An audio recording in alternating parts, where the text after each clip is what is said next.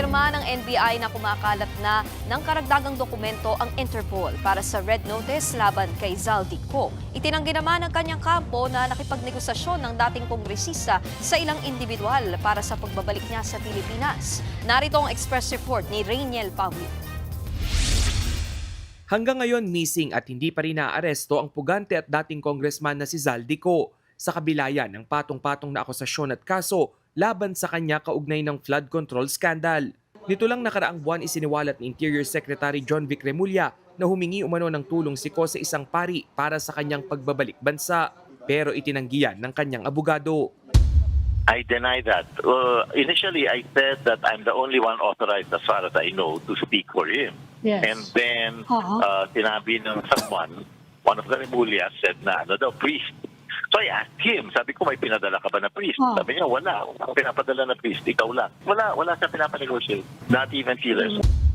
Kinumpirma naman ng National Bureau of Investigation na kumakalap na ng karagdagang dokumentong Interpol para sa red notice request ng gobyerno laban kay Ko. Sa Portugal, umano huling na-trace ang dating kongresista.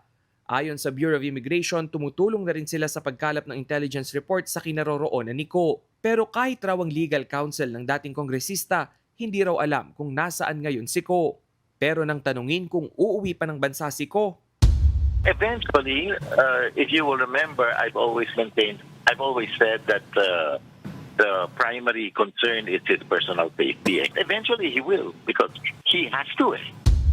naharap sa mga kasong malversation at paglabag sa Anti-Graft and Corrupt Practices Act si Ko. Pero wala raw mangyayaring restitution o pagbabalik ng pera mula sa dating kongresista. What do you restore if you didn't take anything? Ain't gonna happen. Nagbabalita mula sa Frontline, Rainiel Pawid, News 5. Mga kapatid, Nikki de Guzman po. Para sa pasada ng mga rumaratsyadang balita, mag-follow at mag-subscribe na sa social media pages ng News 5.